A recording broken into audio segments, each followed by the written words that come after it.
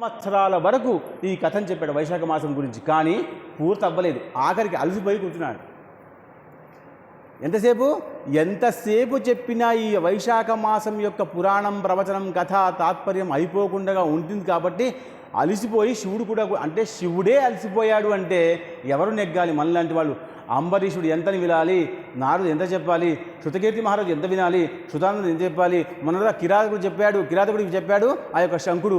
ఎలా ఎంతమంది ఎవరికి ఏం చెప్పాలి? కాబట్టి ఎంత చెప్పినా వైశాఖ మాసం మహా గొప్పదే. దాంట్లో పర్వకాలాలు ఉన్నాయి. గొప్పదైన పర్వము దీన్ని ఏమన్నానంటే, పర్వకాలం అంటే గొప్ప కాలం. దీంట్లో మొట్టమొదటి వైశాఖ మాసం ఏమిటి? అక్షయ తృతీయ. మనం అక్షయ తృతీయ చెప్పుకున్నాం. ఆ రోజు అందరూ కూడా, అంటే ఆ రోజు ఎంతమంది అయితే జన్మ తీసుకున్నారో, దాంట్లో పరశురాముడు ఉన్నాడు, ఎంతమంది తీసుకున్నారో వాళ్ళందరూ లోక కళ్యాణం చేశారు. పరశురాముడు కూడా విష్ణు అవతారంలో ఒక అవతారమే. దాని తర్వాత పంచమి, వైశాఖ శుద్ధ పంచమి. ఆ రోజు శంకరాచార్యుల వారు పుట్టారని మనం చెప్పుకున్నాం. శంకరాచార్యుల వారు పుట్టారు కాబట్టే మనకంతా ధర్మం తెలుసు. ఎందుకంటే ఆయనే అహం బ్రహ్మాస్మి, ఆయనే పశువునాం పతిం పాపనాశం పరేశం. ఆయన ఏమన్నాడు శివుడికి? నేను పశువు లాంటి వాడిని స్వామి అని చెప్పాడు. కాబట్టి ఆయనే పశువు, ఆయనే బ్రహ్మ. కాబట్టి ఆయన వైశాఖ శుద్ధ పంచమి రోజు పుట్టాడు. అక్షయ తృతీయ పంచమి. దాని తర్వాత సప్తమి, దాన్ని గంగా సప్తమి అన్నారు. ఆ రోజు గంగ వచ్చింది. ఆ గంగ కూడా విష్ణుపాదం నుంచి వస్తూ ఏముందట అంటే, ఎంతమంది వాళ్ళు గంగలో స్నానం చేసినా, అంతమంది యొక్క పాపం నాకు వచ్చినా, ఆ పాపాన్ని మళ్ళీ నేను సర్దుకొని సముద్రంలో వేసి మళ్ళీ మీకు అందరికీ పుణ్యాన్ని ఇస్తాను, కానీ మీరు మాత్రం అందరూ స్నానం చేయని చెప్తేనే అందరూ వైశాఖ మాసంలో స్నానం చేయాలని చెప్పడం జరిగింది. దాని తర్వాత వచ్చేది వైశాఖ శుద్ధ ఏకాదశి. వైశాఖ మాసము స్వామికి ఇష్టమే, ఏకాదశి కూడా స్వామికి ఇష్టమే. కాబట్టి ఇంకో పర్వదినం వైశాఖ మాసం. దాని తర్వాత వచ్చేది పౌర్ణిమ. ఈరోజు పౌర్ణిమ. వైశాఖి అన్నారు దీన్ని ఉట్టి వైశాఖి అనలేదు, మహావైశాఖి అన్నారు. కాబట్టి ఈ వైశాఖ మాసంకి సుబ్రహ్మణ్య స్వామికి సంబంధం ఉంది. కాబట్టి ఈ యొక్క పౌర్ణమి కూడా గొప్ప రోజుగా పరిగణించాలి. అంటే అక్షయ తృతీయ, పంచమి, దాని తర్వాత ఏకాదశి, దాని తర్వాత పౌర్ణిమ. ఆ తర్వాత మనకు బహుళ దశమి రోజు ఆంజనేయ స్వామి జన్మ. అంటే ఈ వైశాఖ మాసంలోనే అంత గొప్ప రామభక్తుడు ఆంజనేయ స్వామి కూడా పుట్టింది ఈ వైశాఖ మాసంలోనే. కాబట్టి దాని తర్వాత వీళ్ళందరూ ఒక్కెత్తైతే మనం నేను చెప్పుకున్నామే, నరసింహస్వామి వైశాఖ శుద్ధ చతుర్దశి. నరసింహస్వామి మహాప్రళయకారుడు, భక్తుల్ని మాత్రమే ఇక్కడ ఉద్ధరింపడానికి వచ్చాడు. కాబట్టి 4వ అవతారంగా ఆ స్వామి కూడా పుట్టింది వైశాఖ మాసమే. కాబట్టి వైశాఖ మాసంలో ఇన్ని పర్వదినాలు ఉన్నాయి. కాబట్టి ఇన్ని పర్వదినాల్లో మనం మొత్తం 30 రోజులు ఈ కార్యక్రమాన్ని చేసుకుంటూ రావాలి. ఇంకా మనకు నారద జయంతి ఉంది, దాని తర్వాత హనుమత్ జయంతి ఉంది, హనుమంతుడు పుట్టింది ఈ మాసమే చెప్పుకున్నాం కదా, అలా ఉంది. ఇవన్నీ ఉన్నాయి. కాబట్టి మీరందరూ కూడా రోజు కార్తీక మాసం, వైశాఖ మాసం యొక్క పురాణం వింటున్నారు. కాబట్టి మీకు అందరికి ఖచ్చితంగా పుణ్యం వస్తూనే, ఇంకా పుణ్యం సంపాదించుకుంటూనే వెళ్ళండి. అయితే ఒకవేళ వైశాఖ మాసంలో ఈ 30 రోజులు ఏం చెప్పడం జరిగింది? గంగా స్నానం చేయమని చెప్పింది. గంగా స్నానం చేసే అవకాశం లేదా? ఇంట్లో స్నానం చేయాలి, గంగా యమున సరస్వతిని చెప్పుకోవాలని చెప్పుకున్నాం మనం. ఇలా చెప్పుకోవడం వల్ల పుణ్యం వచ్చే అవకాశం ఉంది. దాని తర్వాత ఏం దానం చేయాలట? కుండ దానం చేయాలి, విసనకర్ర దానం చేయాలి, తర్వాత చల్లటి నీళ్ళు దానం చేయాలి, ఆ తర్వాత వస్త్రము దానం చేయాలి బ్రాహ్మడికి అని చెప్పడం జరిగింది. ఇదొకటి చేయాలి. తర్వాత స్నానం చేయాలి. ఆ తర్వాత శివనామస్మరణ లేదా విష్ణునామస్మరణ చేస్తూ ఉంటే ఖచ్చితంగా నామస్మరణ లాభం జరిగే అవకాశం ఉంది. ఆ తర్వాత ప్రవచనము అంటే కథ వినాలి. కథ వినడం వల్ల ఈ పుణ్యాలన్నీ చేసినటువంటి పుణ్యం వస్తుందని వైశాఖ మాసంలో ఆ యొక్క శృతకీర్తి మహారాజుకి ఆ శృతానందుడు చెప్తున్నాడు. ఇదే అంబరీషుడికి ఆ యొక్క నారదుల వారు కూడా చెప్తున్నారు. ఒకవేళ ఏం కారణం చేతనైనా మీకు అనారోగ్యంగా ఉంటే, మీరు గర్భవతులుగా ఉంటే, కొంచెం వయసు అయిపోతే మాత్రం కనీసము 3 రోజులైనా పాటించాలని చెప్పండి. ఎవరికిది నియమం? ఎవరికి? చాలామంది కార్తీక మాసంలో కూడా ఎలా చేస్తారంటే 15 రోజులు మాత్రమే చేస్తారు. కొందరు అయితే 5 రోజులే చేస్తారు. ఎందుకు? మీకు శరీరం సహకరించకపోతేనే మీకు ఈ విషయం. శరీరం సహకరించినా చేయకపోతే పాపమే. మీరు గుర్తుపెట్టుకోండి. ఈ విషయం చెప్తే చాలామందికి భయం అనిపిస్తుంది. ప్రవచనం వినడం ఏంటి, ఇది మెడలో వేసుకోవడం ఏంటి? ఒకవేళ అన్ని విషయాలు తెలిసి ఒకవేళ చేయకుండా ఉండి శరీరం సహకరించినా చెయ్యకపోతే పాపమే. గంగా స్నానం చేసే అవకాశం చేయకపోతే బద్దకిస్తే పాపమే.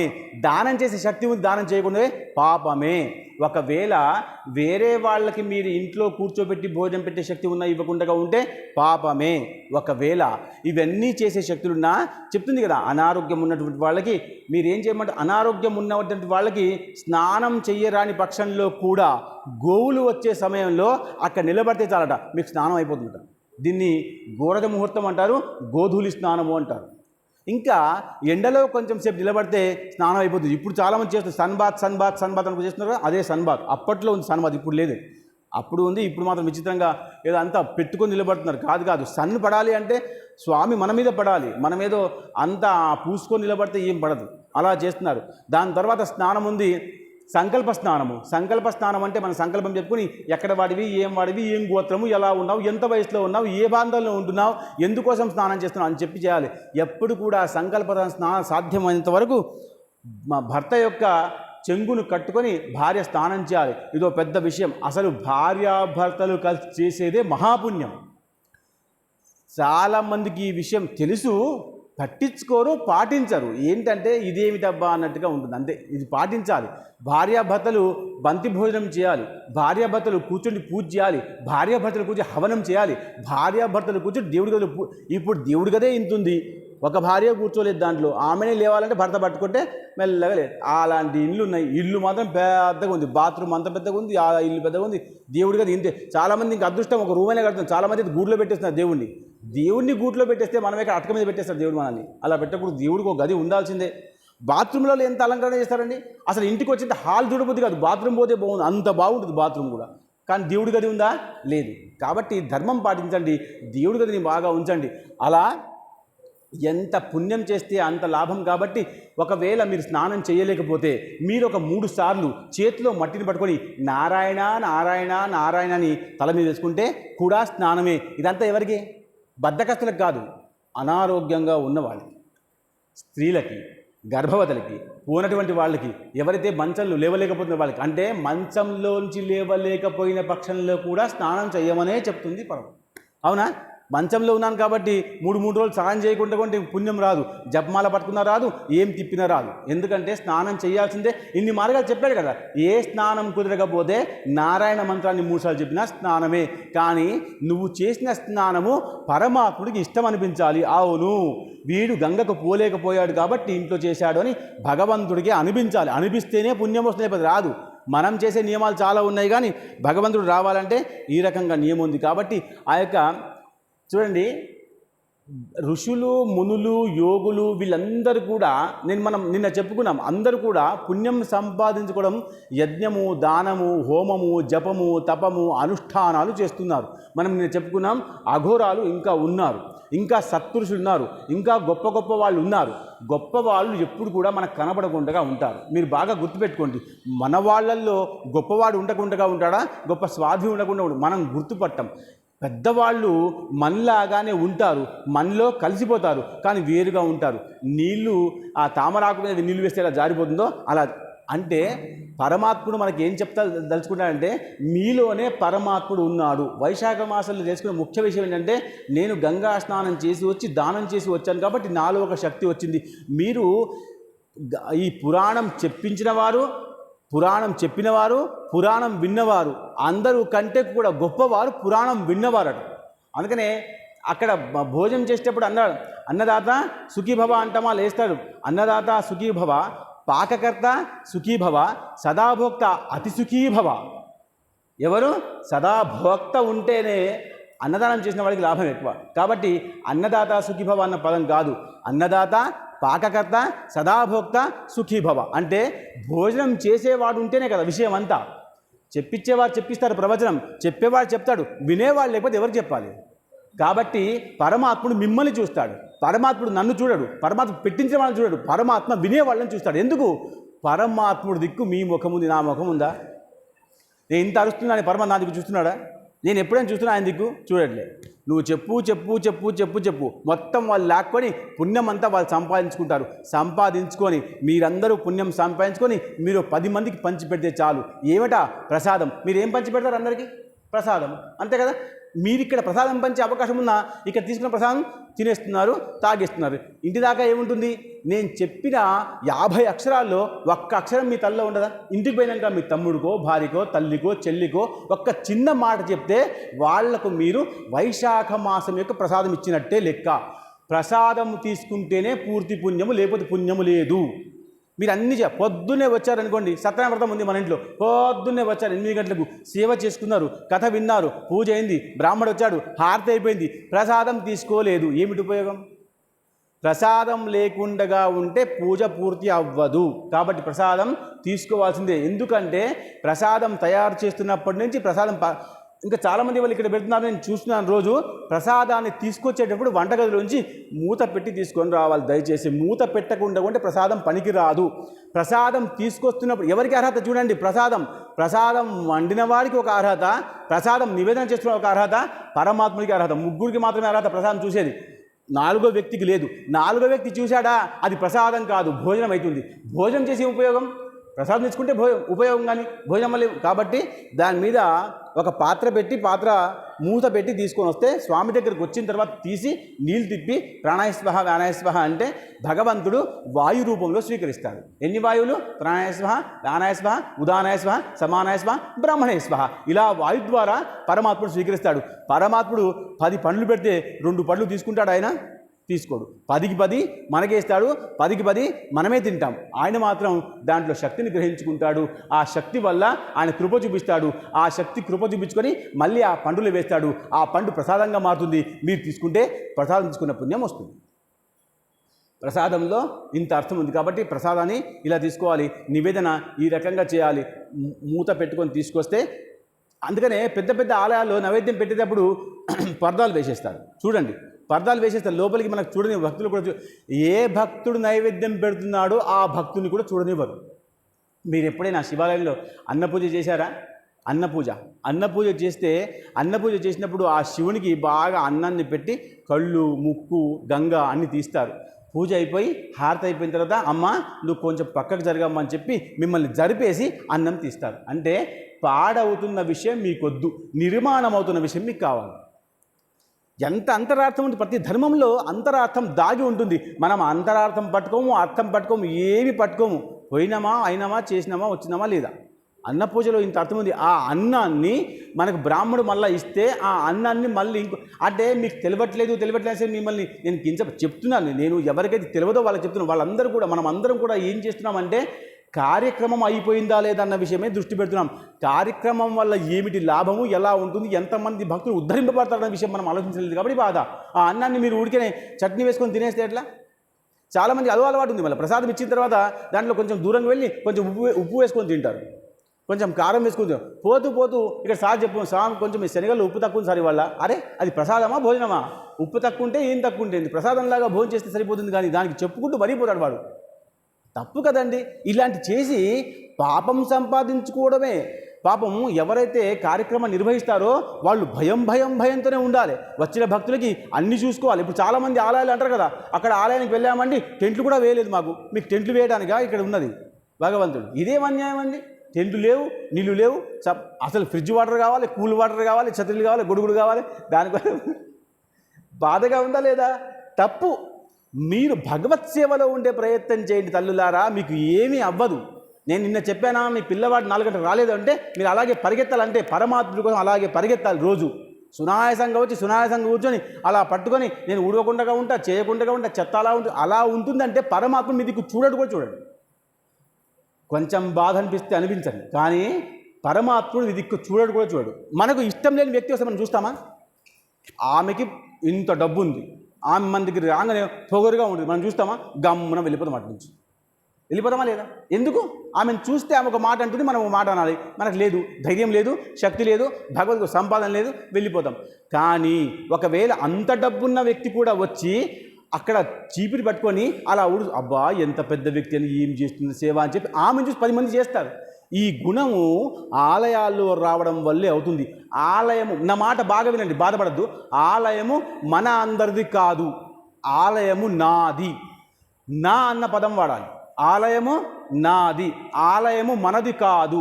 మనది అంటే వాడు చేస్తాడని వాడు, వాడు చేస్తాడని వాడు, వాడు చేస్తాడని వాడు, ఎవ్వడు చేయడు. నాది అంటే నువ్వు చేస్తావు. నీ సెల్ ఫోన్ అంతా నీ దగ్గర ఉందా? సెల్ ఫోన్ ఎవరి దగ్గర ఉంది? నీ సెల్ ఫోన్ పక్కా దగ్గర ఉందా? నీ సెల్ ఫోన్ నీ దగ్గరే ఉందా లేదా? ఎంత కాపాడుతున్నా సెల్ ఫోన్ని? 10 సార్లు చూసుకుంటున్నావు, ఉందా లేదా, ఉందా లేదా, ఉందా లేదా? కథలో ఉన్నావా నువ్వు? సెల్ ఫోన్లో ఉన్నావు, ఉందా లేదా, ఉందా లేదా, ఉందా? మరి సెల్ ఫోన్ మీద అంత ధ్యాస ఉంటే ఎందుకు? అది నీది కాబట్టి. సెల్ ఫోన్ మనది అయితే పెద్ద పట్టింపు ఉందా? లేదు. కాబట్టి ఆలయం మనది కాదు, ఆలయం నాది అన్న భావన మనలో వస్తే మనం ఖచ్చితంగా మోక్షానికి వెళ్తాం. మోక్షానికి వెళ్ళడం అంటే, నా బాట బాగా వినండి, మోక్షానికి వెళ్ళడం అంటే మృత్యువుకి పోవడం. మృత్యువుకి పోవడం అంటే చావడం. చావడం మనకి ఇష్టమా? ఎవ్వరికి ఇష్టం లేదు. 80 రాని 90 రాని, పళ్ళు పడిపోని, అసలు తల మొత్తం పండిపోని, లేవలేక రాని లేవకపోని, పోయకపోని, ఏమైనా బ్రతకాలంతే. ఇంకో 3 లక్షలు పెడదాం కానీ బ్రతుకుదాం. ఏం చేద్దాం బ్రతికి? నువ్వు మంచాన పడి బ్రతికి ఏం చేస్తావు? దేవుడు సేవ చేయలేవు, రామ అనలేవు, రాముడి ఆలయంకి రాలేవు, ఉన్నప్పుడు రాలేవు, ఇప్పుడు రాలేవు, మరి ఏం చేస్తావు బ్రతికి? ఎందుకు బ్రతుకు? చాలామందికి అలవాటు బ్రతకాలి అంతే. ఎందుకు? ఆఖరి సమయంలో నీ చేత బలవంతంగా ముద్రలు గుర్తించుకుంటారు. ఎందుకు బతుకుతావు? నువ్వు ఉన్నప్పుడే అందరికి ఇచ్చేసి రామారామ అనుకుంటూ కూర్చో. నేను మీకో నాకో చెప్పట్లే, సర్వభక్తులకు చెప్తున్నా. అందరూ కూడా ధర్మాన్ని గట్టిగా పట్టుకుంటే, అసలు వైశాఖం చాలా స్పష్టంగా చెప్పినారు. అంటే మనం ఇప్పుడు చేయలేము, కలియుగం కాబట్టి చేయలేము, కానీ కలియుగం వరకు కథ వచ్చిందా లేదా? నేను రాశాను ఈ కథ నేను రాశానా? వ్యాసుల వారు రాశారు. స్కంద పురాణంలో స్పష్టంగా ఉంది. కాబట్టి అప్పుడు జరిగిన కథల్ని ఇప్పుడు కూడా మనం వాడుకుంటున్నాము అంటే కొన్ని మార్పులు చేయాలి. అన్ని మార్పులు చేస్తే ఎట్లా? కొన్ని మార్పులు ఏమిటి? అప్పుడు ఏమన్నారంటే అన్ని పనులు వదిలిపెట్టి వైశాఖ పురాణం వినమన్నారు. నేను అలా చెప్తున్నానా? అసలు పుస్తకంలో ఉంది, మీరు చదవండి ఇంటికి వెళ్ళిన తర్వాత. చాలా పదాలకి అర్థాలు మనకు తెలియకుండా చదివేస్తాం. చాలామంది పుస్తకాన్ని చదివేస్తారు, పేజీలు అయిపోతాయి, పుస్తకాలు అయిపోతాయి, లోపలికి ఏమీ రాదు. లోపలికి ఒకటి వస్తేనే పుస్తకం చదివినట్టు లెక్క. మీరు ఇప్పటిదాకా ఎన్నిసార్లు పాలన చేశారు అంటే 100 సార్లు అంటాడు. ఏమైందిరా అసలు నేను అన్ని విషయాలు ఎందుకు? సత్యామృతం ఎన్నిసార్లు చేశారు మీ ఇంట్లో? ఒక 50 సార్లు చేసి ఉంటారు. 3వ అధ్యాయంలో రాజు పేరు అంటే చెప్పరు. 3వ అధ్యాయంలో రాజు పేరు అని చెప్తారా? ఎవరు చెప్పరు. ఎందుకు? ఎప్పుడు ధ్యాస లేదు కాబట్టి. వ్రతం ఎన్నిసార్లు అయింది? 50 సార్లు. పెద్ద కుటుంబం, పెద్ద విషయం, బట్టలు గిట్టలు, ఆ అలంకారాలు, వాళ్ళు ఇచ్చుకోవాలి, బట్టలు ఇచ్చుకొచ్చుకోవాలి, ఆడబిడ్డ రావాలి, ఇది అన్నీ రావాలమ్మా. కథ ఏది? మీరు రమ్మనేది ఏమైంది కథకి? సత్యనారాయణ స్వామి వచ్చాడు, 3 సార్లు వెళ్ళిపోయాడు. ఎందుకంటే మీ ఆడబిడ్డలు మీరున్నారు. స్వామి వచ్చిండు, పాపం వచ్చిండు, వీళ్ళకి ఆశీర్వాదం ఇద్దాం అనుకున్నాడు.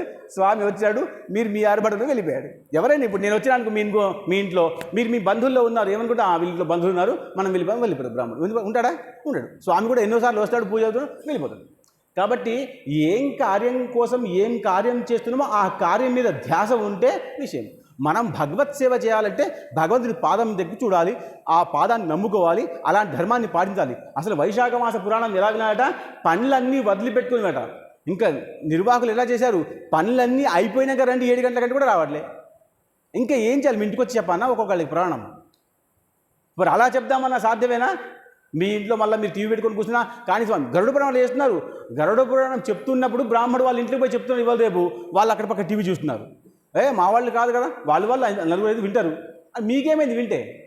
ఉచితంగా స్వామి చెప్తున్నప్పుడు వింటే తప్పేముంది? లేదు, మాకు సంబంధం లేదుగా, మనం టీవీ చూడడమే. ఈ బ్రాహ్మడు పాపం తాను చదివేసి వెళ్ళిపోతుంది. సత్యనారాయణ పూజ కూడా ఎంతోమంది బ్రాహ్మణులు చెప్పేసి వెళ్ళిపోతున్నారు అంతే.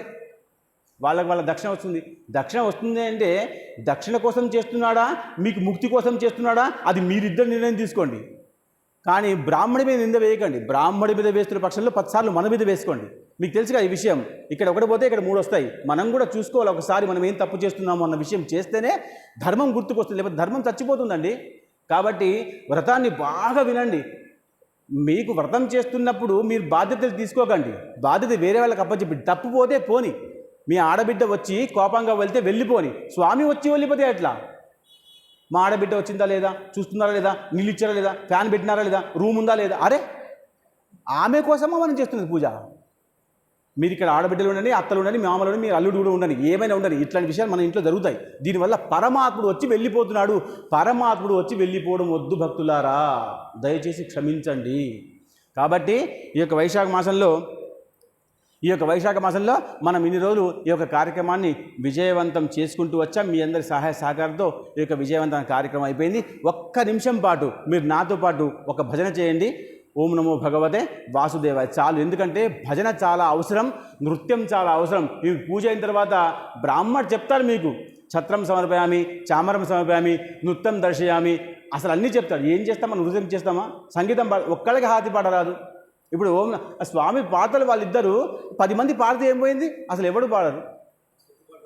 సిగ్గుపడకండి, రాకపోతే రాకపోని. మనమే లతా మంగేష్కర్ కాదు, ఉషా ఉత్తప్ కాదు, ఎట్లయితే అట్లా ఉండని. ఏం బాయ్, దేవుడికి అందం అనిపిస్తే చాలు, భక్తులకి అందం అనిపిస్తే తప్పేముంది? భక్తులకు అసలు పక్క ఉన్న భక్తుని పట్టుకోకూడదు మనం.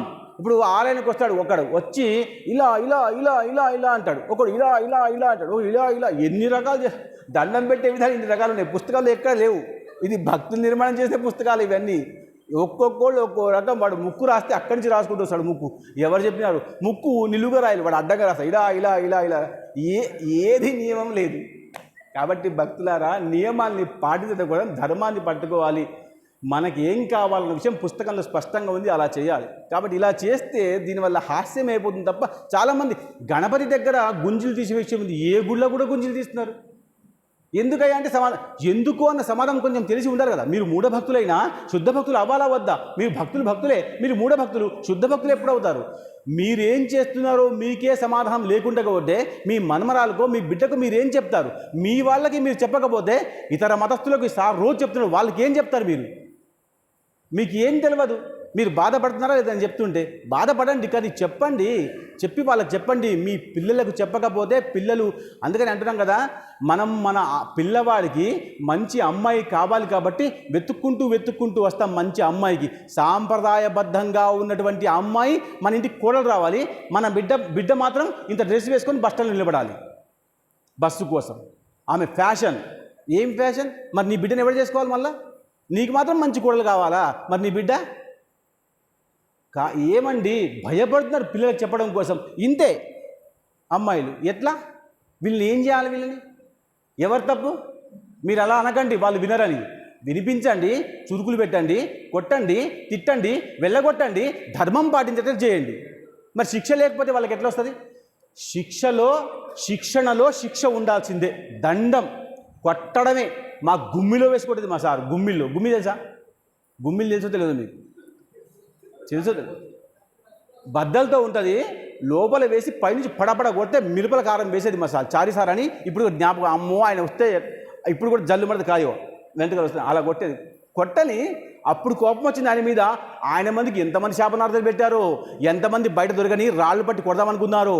కానీ బతికి గొప్పవాడయ్యాడు. అంతకంటే గొప్పవాడు శిష్యులు అయ్యారు. శిక్ష లేకుండా ఉంటే కుదరదు, శిక్షించాల్సిందే. కానీ నేను రోజు చెప్పుకుంటూ వస్తున్నాను, ఇవాళ కూడా చెప్తున్నాను, రేపటి నుంచి మళ్ళీ మీ కార్యక్రమం ఉంది. రాజభద్ర గారు చెప్తున్నారు, మీరు మీ అల్లుడిని, మీ కొడుకుని, మీ బిడ్డని, మీ మనమరాల్ని తీసుకొని రండి. మీరు విని ఏమిట్లా? మీకు కొంచెం తెలుసు, వాళ్ళకి పూర్తిగా తెలియదు. మీకు కొంచెం తెలుసు, వాళ్ళకి పూర్తిగా తెలియదు. కాబట్టి వాళ్ళు ఎప్పుడు నేర్చుకోవాలి? మరి వాళ్ళు నేర్చుకోకుండా ఉంటే మిమ్మల్ని కూడా, వాళ్ళకి ధర్మం తెలియకుండా ఉంటే మిమ్మల్ని కూడా ఆగం చేస్తారు వాళ్ళు. నేను వ్యాసపీఠం మీద కూర్చొని చెప్తున్నాను, మనం ధర్మం పాటించకుండా ఉండి మన పిల్లలకు ధర్మం చెప్పకుండా ఉంటే మనం 50 సంవత్సరాలు 60 సంవత్సరాలు దాటిన తర్వాత మనల్ని కూడా వాళ్ళు ఆగం చేస్తారు. పట్టించుకోరు మనల్ని. వాళ్ళకి ధర్మం తెలియదు, తల్లిని గౌరవించడం తెలియదు. అసలు రామచంద్రుల వారు ఇంట్లోంచి బయటకు వచ్చిన తర్వాత 3 తల్లుల్ని, ఆ యొక్క తండ్రిని, దాని తర్వాత గురువుల్ని, ఇంతమందికి వంగి దండం పెట్టాలి. ఇప్పుడు వంగి దండం పెట్టడం ఉందా? అసలు ఎగ్జామ్స్కి పోతున్నప్పుడు బ్రాహ్మడు చెప్తే ఇట్లా అంటాడు, లేకపోతే ఇట్లా అంటాడు. ఇంకా కొత్త కోడలేదు ఇట్లా అంటుంది. ఏమో నేను నీకు దూరం అంటుందో, నాకు నీకు దూరం అంటుందో, అసలు మన ఇద్దరు దూరం ఉందా అంటుందో, ఏమంటుందో. ఇదంటే ఏమిటి? ఇట్లా అంటే మన ఇద్దరికి సంబంధం లేదంటుందా? అసలు ఎన్నైనా అర్థాలు తీసుకోవచ్చు. ఇలా చేస్తే ధర్మం నిలబడదమ్మా. దయచేసి ధర్మాన్ని నిలబట్టే ప్రయత్నం చేయండి.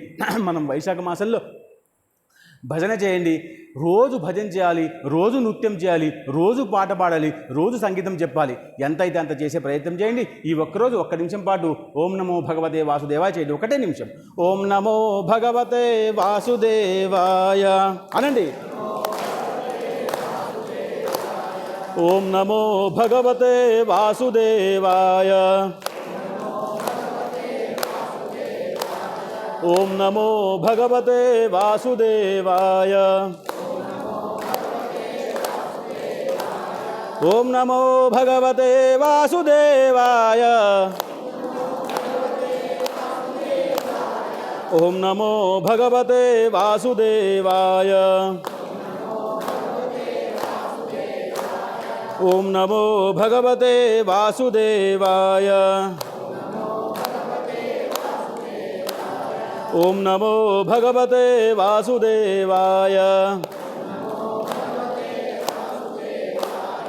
ఓం నమో భగవతే వాసుదేవాయ.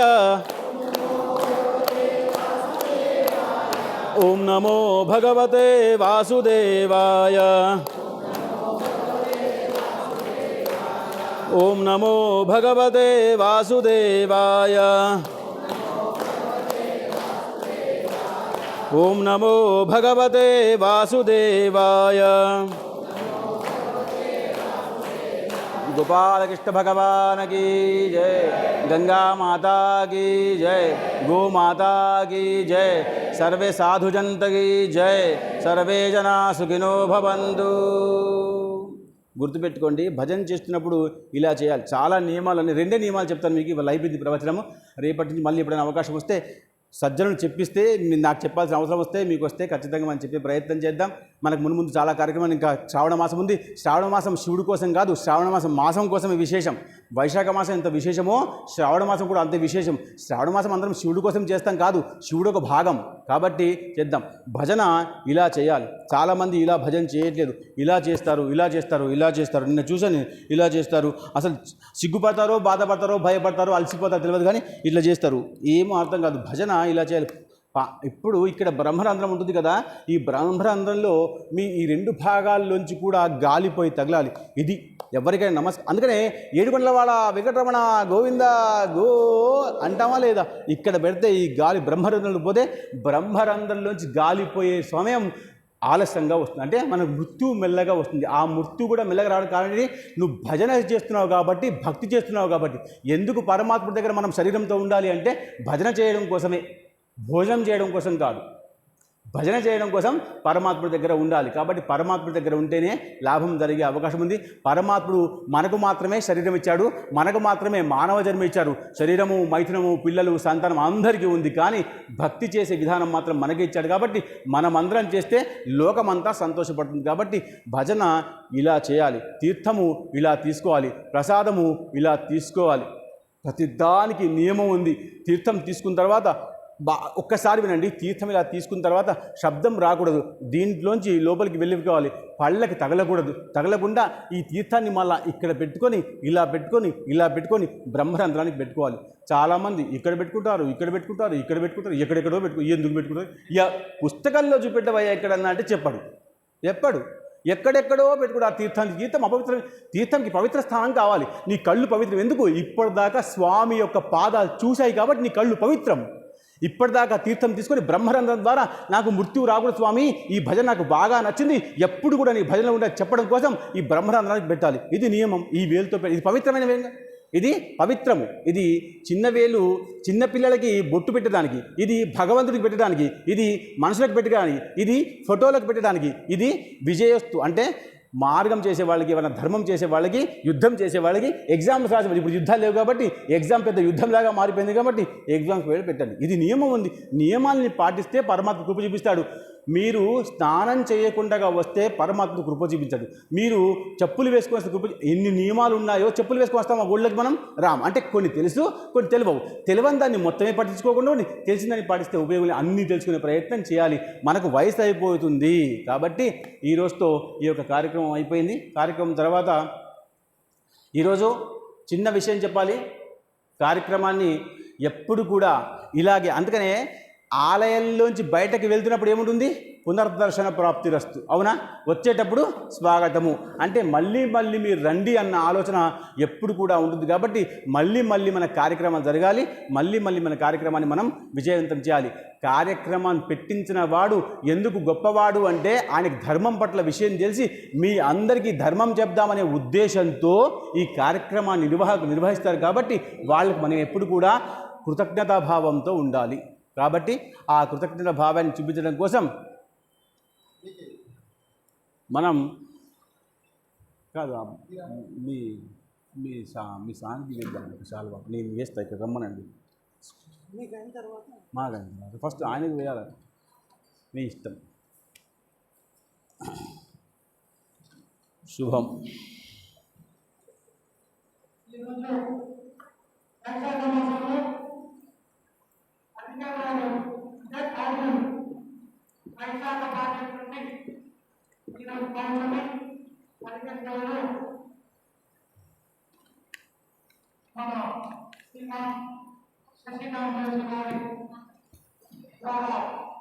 ಹೌದು ತೀಡಿ ಪರವಾಗಿಲ್ಲ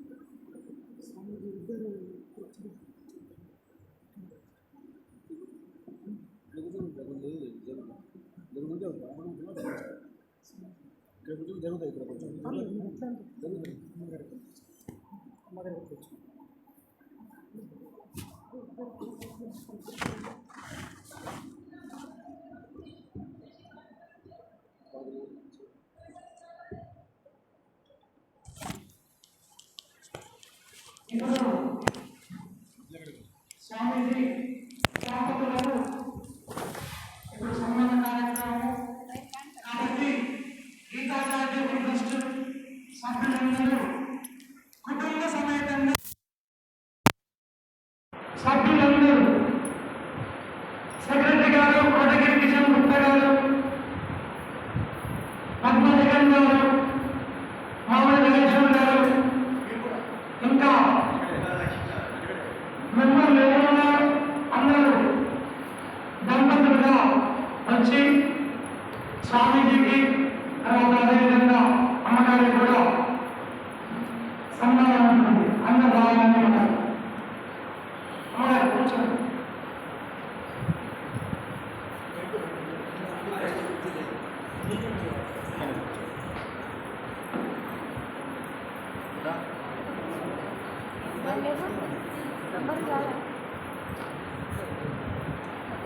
పంపించండి చెప్పినప్పుడు ఫోన్ చేసిన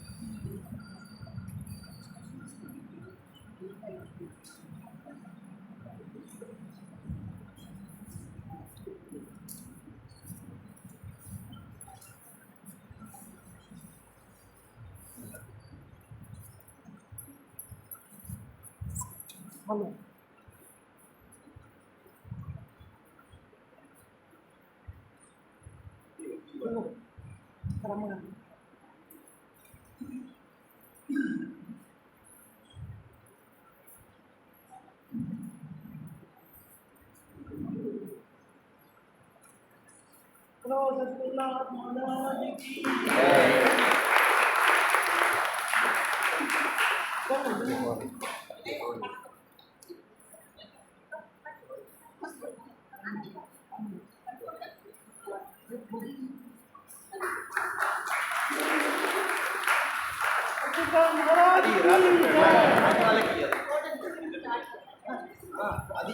దండ దండ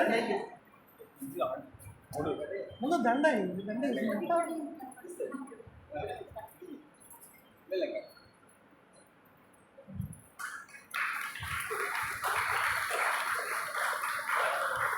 అది టీచర్ ఇట్లా పట్టండి ఒక 4 డేస్ దగ్గర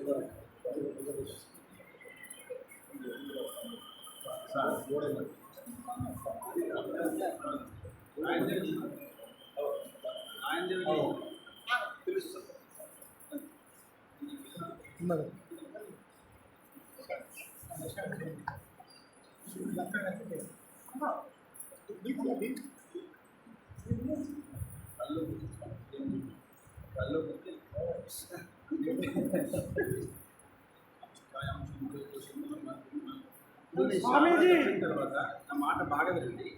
ఈ శాలో తప్పిన తర్వాత అసలు 30 సెకండ్స్ చప్పట్లు కొట్టాలి. ఎందుకంటే ధర్మాన్ని నిలబెట్టడం కోసం మంచి కార్యం చేసినప్పుడు వాళ్ళకి ప్రోత్సహించాలి. దాన్ని గౌరవము ఉంటుంది. ఆ గౌరవం అన్ని వీళ్ళు చిన్న సాల్వ ద్వారా సన్మానం అని తీసుకొని దాన్ని మళ్ళీ పెంపొందించుకుంటూ ఉంటారు. కాబట్టి ఇట్లాంటి విషయాన్ని చప్పట్లు కొట్టకుండా నిలబడకూడదు. కాబట్టి చప్పట్లు గౌరవాన్ని ఉంచుతాయి. కాబట్టి ఆ చప్పట్లు కొట్టడం వల్ల చిన్న శాల వల్ల వాళ్ళకి మళ్ళీ కార్యక్రమం చేయాలని మీరు చేస్తేనే ధర్మంలో కూడా ఉండాలి.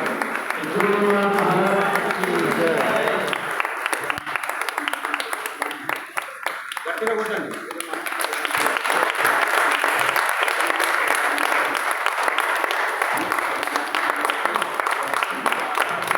చప్పట్లు కొట్టండి.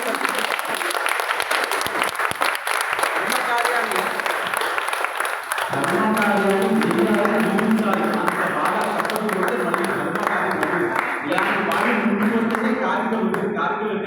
చెప్పేవాడు బాగా చెప్తాడు, వినేవాడు, పెట్టించేవాడు లేదు. కాబట్టి పెట్టించే వాళ్ళకే గౌరవాన్ని ఇవ్వాలి. శాస్త్రం చెప్పింది కాబట్టి మా ప్రసాదంగా వాళ్ళకి ఇచ్చే స్థాయి అనేది కాదు. కానీ ఏదో చిన్న శాపం ఇస్తే వాళ్ళకి సంతోషం అనిపించి ఈ సంతోషాన్ని ఇంట్లో వెళ్ళి వీడియోలు పెట్టుకొని చూసుకుంటూ ఎదుర్కొంటారే.